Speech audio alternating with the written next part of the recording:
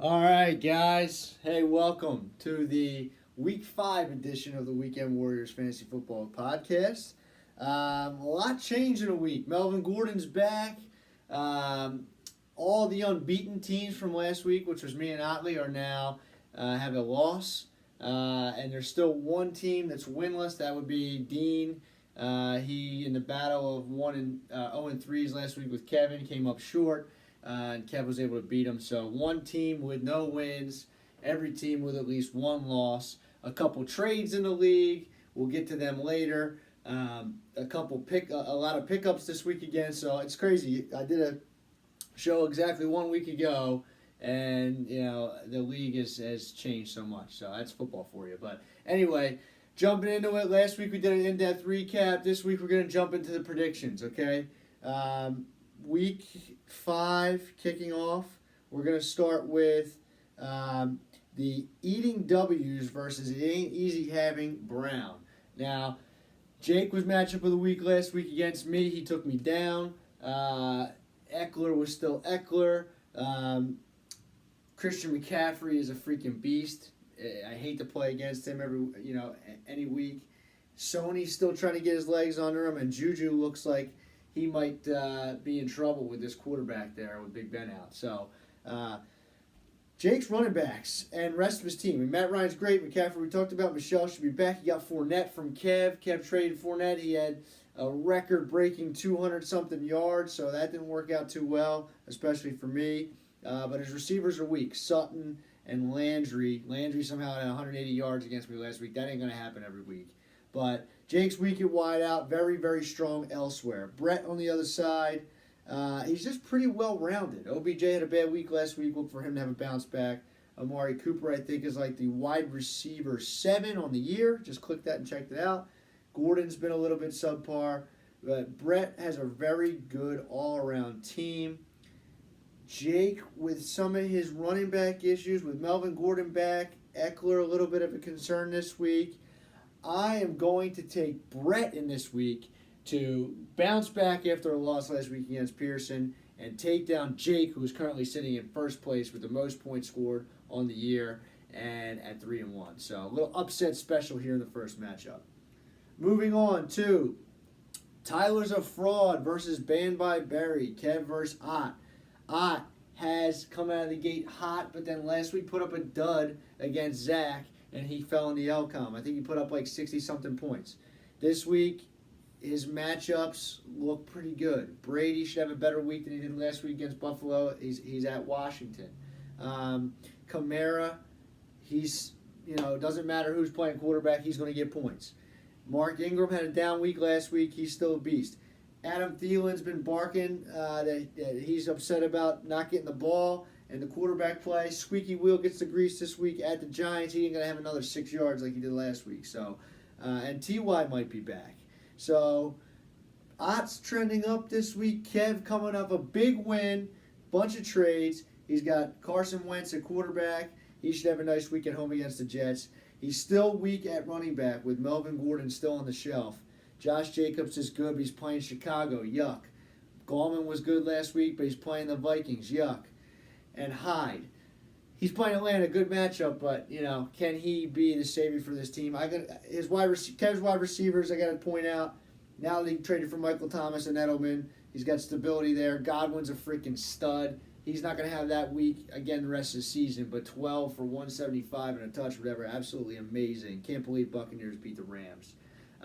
Shout out to the suicide pool. A lot of people get knocked out. So I'm going to take Otley. I think he has a bounce back week here. Kev still waiting to get Tyreek Hill back and Melvin Gordon back to full strength. I know he's back this week, but they're just ramping him up. So Kev, I think, is on the rise, but I think he falls this week. That takes me to Balls Deep versus Check Out My Big Johnson. Pearson plays good defense. He has a little bit amount of points against, not too many points scored on the year. But he finds himself at 3-1. His number one player is the New England defense. We'll talk about that a little bit more later too. But they have another great matchup against Washington. Pearson's playing quarterback roulette. He's got Baker Mayfield this week. Last week he had Danny Dimes. The week before that he had Josh Allen. He's jumping around with Breeze on the shelf, and he's gotten mixed results. A quarterback I think he's been floating around, 10, 15 points. Maybe he's hoping to get a little bit more from Baker this week. Gurley last week finally got in the end zone. I think he had 2 carries, but he had 2 touchdowns and a bunch of catches, so maybe he's showing signs of life. Last week I said DeAndre Hopkins was going to have a bounce-back week. He did not. This week is a fact guarantee, lead pipe, stone cold lock of the year. DeAndre Hopkins against the Atlanta Falcons will torch them. He's a lock for 100 and a touchdown. You heard it here first. Number 1 wide receiver on the week. Other than that, though, Pearson's got Freeman, who I really don't like, and Marlon Mack, who's banged up. Emmanuel Sanders and Tyrell Williams in his lineup. Tyrell Williams has scored a touchdown every week so far against Chicago. Probably not going to happen. And Dean, for being 0-4, I got to tell you, his team is not bad. Mixon has been sluggish, but he's playing the Arizona Cardinals at home. David Johnson's been good. He's playing at Cincinnati. So those 2 running backs have a big game for him. He's going to be watching that one for sure. Keenan Allen, stud. 60-yard touchdown call back last week. Could have helped Dean out a lot. Lockett, stud. Sammy Watkins, still a stud for another week until Tyreek Hill gets back. And Alshon Jeffrey, he's got 4 solid wideouts, 2 running backs I think will have bounce-back weeks. And Rodgers, who has been subpar, probably won't have Adams. Tough matchup for him, but he'll do enough. Dean beats Pearson this week. And just to give you a little bit of insight here, Dean, 455 points scored on the year, and he has no wins. Pearson, 440 points scored in the year. That's 15 less, guys. 3 wins. So Dean, a little bit bad luck. Pearson, a little good luck. Dean rights the ship this week, gets a win. Still not out of it. You rattle off everything that's happened so far can happen in reverse. You're 0-4, you can win 4 in a row. I'm not saying it's likely, but it can happen. Let's move on to what I'm going to call this week as the matchup of the week. Terry versus Zach. Both teams I predicted to be 1-3 to this point if you're following along. Terry is sitting at 2-2, and so is Zach. This is big because the loser 2-3, winner 3-2. That's a big swing either way. Terry has been scratching and clawing a little bit. Chubb saved him last week. He pairs him with Elliott after the trade with Kevin. That's probably the best 2 running backs in the league on any team.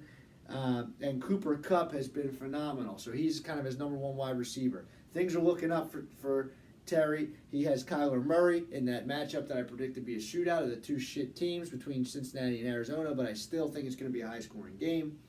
He might have found something here with Will Dissly. He's been pretty good at tight end.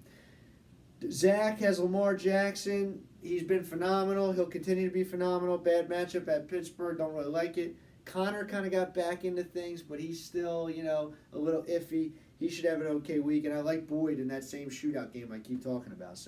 And of course, Zach has Julio. He should have a nice week. Mark Andrews with a little hookup with Lamar Jackson. This is going to be a close game. I'm going to stick with Terry. He's got Zeke, who should have a good week against the Packers. Kyler Murray's going to have a nice week, like I said. I like Zach's team. I think he's on the upswing, but I think Terry is going to take him down here in week 5 here. And that brings me to me versus Chris. Rivals, man. Been in the league a while. Chris fighting his way through 1-3 so far without Saquon Barkley. Saquon somehow thinks he's going to play next week, which is he's just a freak of nature. I can't believe it, but I'm glad he's not going to have him this week. That being said, he has Ronald Jones, who's apparently Gale Sayers all of a sudden, and he also has Matt Breida, who has been better than good, that's for sure. What's going to scare me this week, or at least, which is not ideal, I have Jared Goff tomorrow night. I hate Thursday night games. And Chris has Brandon Cooks and Robert Woods. So I got to hope that Goff, I guess, throws to Gurley or Gerald Everett or his favorite Cooper Kupp. But it could be, a long night if Goff's throwing to Woods and Cooks and he's getting the points for that. I also have Chris Carson. So probably the biggest Thursday night matchup, and we're just going to tell a lot about who's going to win based on tomorrow night. He's also got Patrick Mahomes and Demarcus Robinson, so that's a little bit frightening Sunday night. Mahomes is Mahomes, so that's a lock for 30 points going in Sunday night. I got to hope Dalvin has a bounce-back week. He's got the Giants. He should. Adams is hurt. Galladay's on bye. I got kind of a motley crew of wide receivers. Last time I said David Montgomery was going to save me, he did against Pearson. He gave me big points. Well, enough points. This week, I think, with Trubisky out, them playing Oakland, they're going to lean on him and have a nice week. So, Listen, I said we talk about trades. I want to talk about trades. I do have a guest. You guys know if you've been following the trend of things here that I was going to have a guest today. Let's see who I have. The trade master himself, Kevin Lawson. Kev, how you doing, buddy? How you doing, guys? So, Kev, we talked a little bit earlier today, and I asked you, you're the wheeler and dealer. A lot of people have been talking about these trades. I think you sent a trade offer to probably everybody in the league. You knew you needed a receiver with Gordon coming back, and you had an abundance of running backs. Tell me how you improved your team with the trades that were big blockbuster trades, and how are you going to make a run now after you're 1-3? All right. Well, I think it's simple. I think that I now have I have the best receiving core in the league when Tyreek gets healthy, which apparently is next week. Could even be earlier. He was running routes last weekend. I was out there scouting him. Looked good. But I didn't really – well, I took a little loss at running back, but I'm also getting Melvin Gordon back this week. And also Chris doesn't know how to use a waiver wire and let Wayne Gallman get to me. You should bid for your own backup there, buddy. So the team looking pretty good. Got 4 studs at receiver, and then got 3 solid running backs, and Jacobs, Gordon, and Damian on 3 good scoring offenses. Yeah. Well, and Damian, you got good news on him too. I think he's back at practice. So some of those acorns you've been stashing in these trades, I think, and Gordon and some of these guys are going to come back to fruition. So let me ask you this. I talked a little bit. I just want to say. Yeah.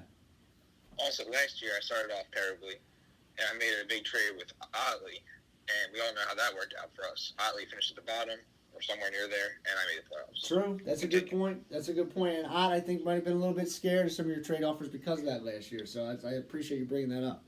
So, all right. So let me just ask you this. I alluded to Pearson. I don't want to pick on Pearson. You know, he's a fantasy veteran, but I just did call out his points. You got 22 more points than him on the year. He's 3-1. And that's with his defense averaging 20 points per game for him. Is PP's team due for a fall, and is that one of the guys you think you're going to catch? It's actually funny because he texted me on Sunday talking about Fournette, and then I told him how his team actually stinks. Yeah. And my exact words were, I have more points than you. Yeah. And he says, and 2 more Lawsons. Yeah. Yeah. And I tell him it's because he's played no one. His team plays good defense. Wait till he actually plays a real opponent. Yeah. I mean, I lost last week to Jake and scored more points than when I beat Pearson. I skated by Pearson. So he does play good defense. I guess his fantasy defense and his fantasy team in general. But all right, so you do need to come up in the standings, but you're on a mini streak. You got to win over Dean. It was a big win. You needed it. Now you're playing Otley, a rival of yours. Otley has averaged 146 points per week through the first 3 weeks. Last week he scored 63. Is this another team that's trending down, and are you ready to win this week? How's it going to go down? I don't even know if Otley's made the playoffs since I've been in the league. Ooh. Like, has this team ever been relevant? Ooh, fighting words. I like it. You know, he was telling me all these stats I had to throw out there through the first 3 weeks. He hasn't texted me much this week, so maybe that is an indication. You got any other? He also did say that he texted me actually and said your fantasy advice stinks. Is now using me for advice. I'm not sure about that. That's fair. Ott likes to spread his eggs and get a couple opinions. That's a good move by him. But the Turnersville Sportsbook, which I did forget to mention, is 16-4 on the year. We were 2-3 last week. We took some L's, but still 16-4 on the year. So, Kev, any last words for Otley or the league before I let you go? The Trade Master, Kev. I just want to say I always forget this league is PPR. So now I decided that I need 4 stud receivers. So look out because you're all going to lose. We all know this. All right. Big words from Kevin. See if he bounces back. Everybody, good luck in week 5. We'll see what happens. I bid you adieu. Commish out.